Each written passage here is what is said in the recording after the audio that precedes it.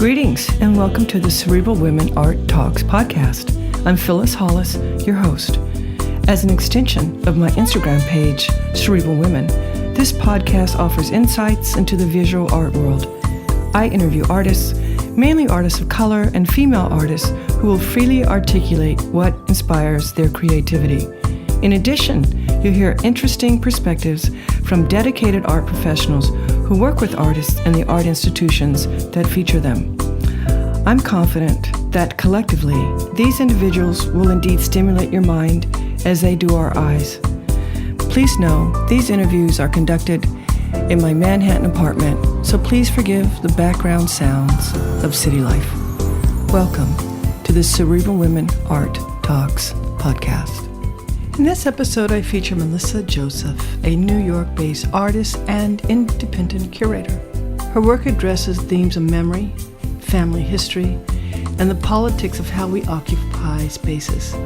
She intentionally alludes to the labors of women as well as her experiences as a second-generation American and the unique juxtapositions of diasporic life. Her work has been shown at the Delaware Contemporary, Woodmere Art Museum, Utah Museum of Contemporary Art, Brattleboro Museum and Art Center, Jeffrey Deitch Projects, MOCA Arlington, and List Gallery at Swarthmore College.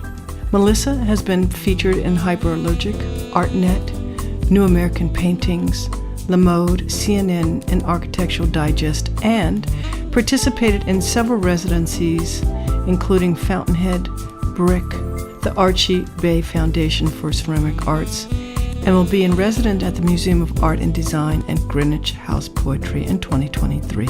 Enjoy this episode featuring Melissa Joseph. Melissa, welcome and thank you for joining me on my podcast today.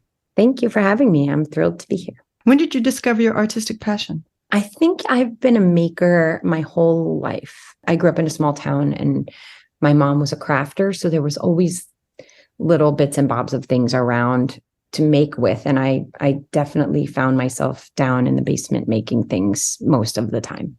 Do you recall if there was a particular artist or body of work that influenced you early on? You know, when I was little, we were in a rural town in Western Pennsylvania, so we didn't have access to museums or things like that. But my mom was something called the Picture Lady at school.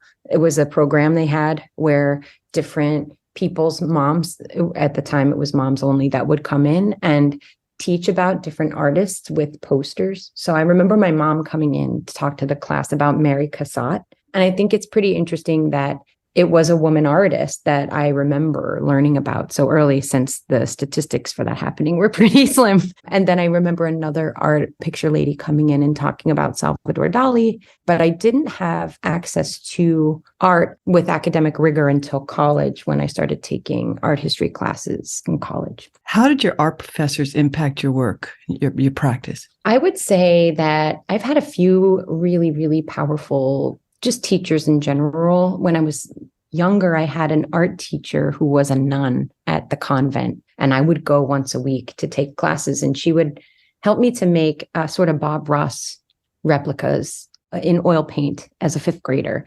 And I felt like a professional artist at that point. So that was kind of when I first really felt like an artist, but I didn't obviously understand the context for everything else. And then when I got to college, I had this professor, undergrad, who was sort of interested in the intersection of art and shamanism and ritual. So he kind of opened up, I think, gave me kind of a freedom of movement within materials that I still have to this day, that I think I'm really grateful for. And then finally, in graduate school, which I went to later, I was 36 when I went to get my MFA, I had two professors that really changed my life. One, her name was Kate Moran, and she just asked these amazing questions. She has this ability to take you outside of your own head and to look at your practice from the outside, which is such a valuable thing to be able to do. And then this other professor who actually ran the program, Didier William, who's an amazing artist, and he just opened my eyes to so many things, including, what it means to have a rigorous practice and to engage in contemporary dialogue, and why it's important to know where you fit in that conversation. So without, I'd say, any of those 4 people, I probably wouldn't be where I am, but they all helped and open up the art space to me in very different ways. How would you define your practice? What materials do you use? What's your process? Share that with us. I consider myself a material artist. I kind of move through any materials that I can find, but I definitely have a proclivity for textiles, because in my when I was in my 20s, I was trained as a textile designer. And I worked with textiles. I think, having a father from India and my mom who was a craft quilter, textiles were a really big part of my material memory always. It's a language that I understand. And so textiles are very, very important. And I work mostly now with felting, which is an ancient process, one of the oldest ways of making fabric, where you use water and soap and wool and sort of agitate it until it forms a piece of fabric. I've added to that needle felting, which is just a different process, not as permanent, and it's a reversible process, but working with the wool in a painterly way is kind of this perfect combination for me to be able to be sculptural and painterly at the same time. But I still work with found objects and ceramics and anything really I can get my hands on. I did the residency at Dieu Donné, at the workspace residency they have, which is a paper-making residency in Brooklyn. It's out of this world. And, paper pulp is a fiber ultimately. And so there's a connection between the way all of these things work and how you can have a visual language moving across various materials. So I work with all these things, but primarily I would say textiles, and at the moment felting, which I discovered during the pandemic. And I recently saw an exhibition that you have. And when I viewed it, I asked myself, does she consider this sculpture? Really good question. I think I do.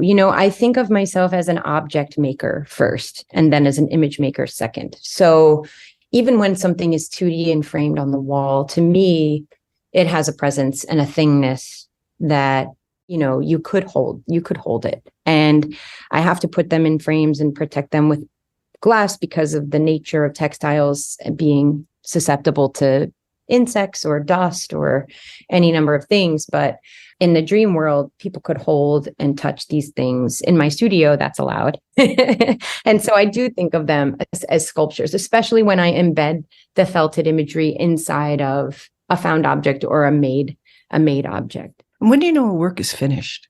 That, I think, is more an intuitive thing. And I'm sure it's informed by, studying art history and learning about composition and I was a high school art teacher for 10 years. So, I was drilling those things into my students as well.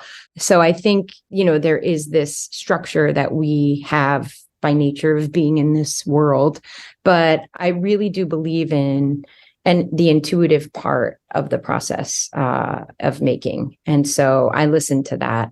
Or I tried to listen to that. There's a new piece I finally just finished that I've hated 4 months. I couldn't get it. I hung it on the wall just to stare at me and kind of taunt me. And then I finally figured it out, and I'm so grateful that I can put it away. That's funny. And when do the titles of your work enter the creative process? I would say titles are probably the least creative part of my process. I tend to be pretty literal when it comes to titles, and I haven't done enough digging into understanding why that is yet. I'm still working on that, but my titles tend to be very descriptive and literal. And I don't know if it's for me a way of archiving. It's a way of naming these people who I'm representing, because those people are important to me, very specifically who they are, that it's them and it's not just someone. So it could be because of that, but the titles usually come at the end and are very descriptive of. For instance, one I just showed at Freeze was called 2 Miles Behind a Chicken Truck in Bentonville, Arkansas. You know, that's exactly what it was. Do you listen to music while you're working? Always, always, always. And this is kind of interesting because the music will change pretty much from year to year. I've been making these Spotify playlists since 2011. I used to play them in the classroom, you know, for my students, like when my students were working. And that's when I kind of got into the habit of making, you know, a new playlist every year with any songs that I heard that year that I just kind of liked, throw them on, or any songs that somebody sent to me that they thought I should listen to. I would just throw it onto the playlist. So I have all these playlists that I listen to. And so any artwork can kind of be tied to a particular year's playlist. And it's a good way for me to kind of remember where I was in the studio at any time. What does your workspace look and feel like? I hope that people would say it's comfortable, sort of cozy. I live in a studio apartment and my home is very small. So I don't really invite people into that space often because it's my bedroom, you know? So having a studio has been for me in New York, this amazing way to bring people in and host people and welcome people in a way that I haven't been able to do in my apartment living. And especially after COVID, it's been so nice. So my studio is in the Elizabeth Foundation building on 39th Street. And I have chairs and I have a mini fridge and an espresso and coffee, seltzer water, snacks, whatever. And I try to make it feel not just for other people, but also for myself, like a comfortable place that I want to go. And so far it has been that. And I'm happy that I've been able to have it be that way. It is also a bit overwhelming with how many things are in there, you know, just as artists go, especially one like me who collects things, you know, it's kind of a jigsaw puzzle, like fitting things, moving things around, hanging things up. But I have this really big felting table in the middle that my friend Silas made for me. And that's kind of the center of the whole space. And it's where everything happens. What do you enjoy most about your practice? Being in there and making the work is when I feel the most authentically myself. It's a very sort of natural, fluid state that I don't get to access most of the rest of the time, you know, in my daily life. There's no performance in there. There's no pleasing in there. It's just kind of really being. And I think that's what I love the most about it. What motivates you to create? That's a tough one too, or a good one. It's just there. I really feel like it's my vocation. I don't have any other option. It just comes from a place I don't know where it is or where it comes from, but I'm really glad it's there. Would you say are the most substantial challenges that you've encountered as an artist? There are so many, I have to say. You know, it's not nothing is easy. I mean, to be fair, nothing is easy.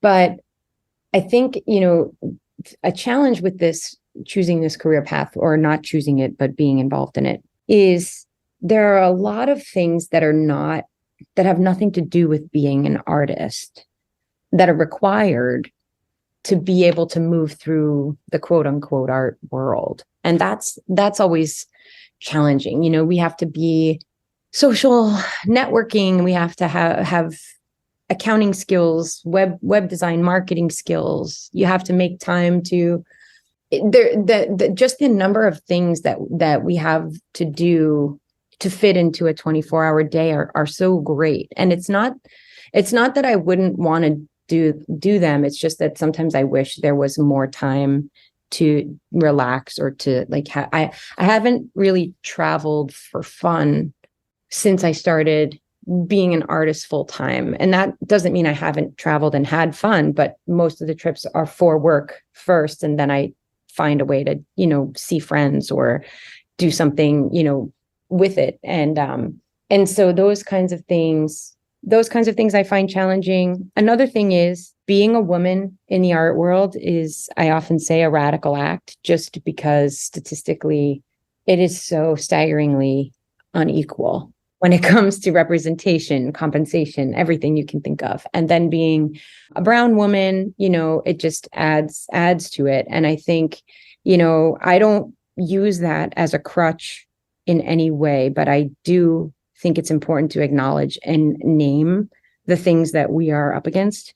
And I always just challenge myself that, if I just have to keep making better work, because at some point, if the work is good enough, it will transcend all of these other challenges. And that's my goal all the time. I'm always pushing and trying to make the work better, so that, it's sort of it's a hopefulness in the face of these sometimes difficult or intimidating statistics. How do you keep learning? I'm a natural, lifelong student learner. So I'm always trying to learn new materials, new equipment, and challenging myself as much as I can. So I'm always going to listen to other people's talks. Tonight, I'm going to go hear Chanupa Hanska Luger talk at Parsons. I go to as many artist events and museum events and gallery events as I can to learn about how other people are making and engaging with the world. I do these residencies, like I did a ceramics residency this past summer at the Archie Bray Foundation. I'm going to do another one at Greenwich Pottery in August. So I'm continuing to learn, new materials. As I mentioned, the Dieu Donné one, I learned about paper pulp. I taught myself felting from YouTube. And I think I'll just constantly, a dream of mine is going to be to move into glass. I did a glass class in college at Urban Glass. And so I hope someday I can do a fellowship over there and see where the work can go. I'm endlessly curious when it comes to materials and ideas. So I'll seek those things out any way I can. What are you excited about right now? Oh my gosh, so many things. So we just got back from Freeze. This weekend, I get to go to Washington, D.C. There's a group show curated by Field Projects that I'm part of called Crisis of Image at the MOCA Arlington in Virginia. And then next month, I have a solo show, my first solo show in 2 years at Swarthmore College. And it's going to be a survey of a lot of the different materials that I use. So there'll be paper, there'll be textiles, there'll be ceramics and found objects. So that's really, really exciting. And then I have a few more group shows coming up later in the year that I'll be able to share about as time goes on. And I'll be doing an independent solo booth with Regular Normal Gallery at Independent in May. So, and I have a residency that I'm starting next week at the Museum of Art and Design. So those are all exciting things around the corner, and I'm excited about all of them. When you're working, do you think about who your audience is, and do you think about whether or not they understand your narrative? When I'm working, I don't think about it, but I think about it after. And it's a really unique and special experience to be able to watch people see and interact with the work, because it reminds me that everything that the work is about, even from a narrative standpoint, is about the human condition. And so there is a universality kind of there, regardless of how specific the entry point might be.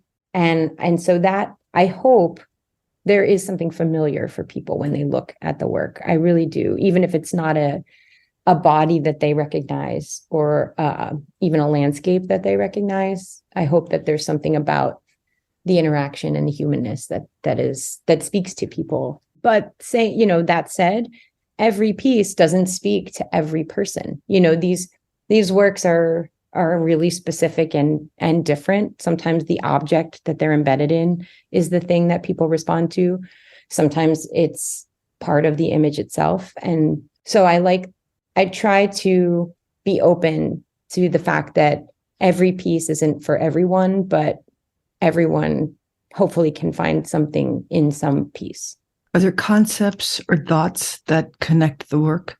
Definitely. I think, I'm biracial, and we have talked about this before. I think, there's a type of code switching that has to happen, but also like a double identity that also comes along with that. It's especially different, I think, when you present as non-white in a predominantly white environment. Even though I'm I was born in that town, I was never really considered from that town. So there's like an othering that I constantly battle with and think about that's in the work. And then also diaspora, having a father who was an immigrant from India. There's a lot of weight and trauma that comes with those histories that are also spoken and unspoken, embedded in everything that comes after. And so I think about those things as well. And then the labor, women's work, I work with traditionally women's labor or women's crafts, and that's not unintentional. It's important to me to work with humble materials and to elevate them to be in conversation with traditionally more hierarchically accepted materials. So I think about a lot of those things. I think summarily it's maybe thinking about like a placement or a context of any of us in all of these different orbs that we're floating in at all times. Before we end this episode, I do want to go back to your process. And my question is, what's the driver behind the colors that you choose? I think the colors specifically for me are a mix of the reference image that I'm working from, and then they become in conversation with the objects or the materials that I have. So because I don't dye my own wool, and I use wools that I source from different places or people have donated, part of my process is figuring out how to translate these memories and these reference images into something that feels whole and translates the emotion I'm trying to translate. But I tend to be drawn to natural colors. It's rare that I'll use really, really bright colors. And I tend to be drawn to sort of jewel tones and pinks and grays and mauves. So those are the colors that tend to show up the most in the work. So if you ever see anything super bright, you'll know there's something going on there for me. That's funny. Well, this has been great. And this is our last question. Once again, I appreciate your time. What do you feel is the purpose of art? And as an artist, what is your role?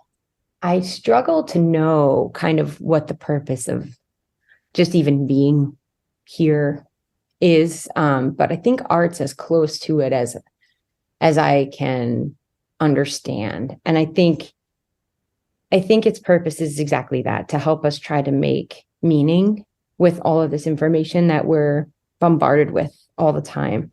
And I think that my job as an artist is to present work that makes space for people to either see themselves or question themselves or feel like they belong.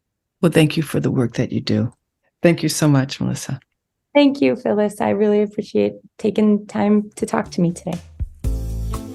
Thank you for listening to Cerebral Women Art Talks podcast. For additional content, please visit cerebralwomen.com and be sure to follow Cerebral Women on Instagram.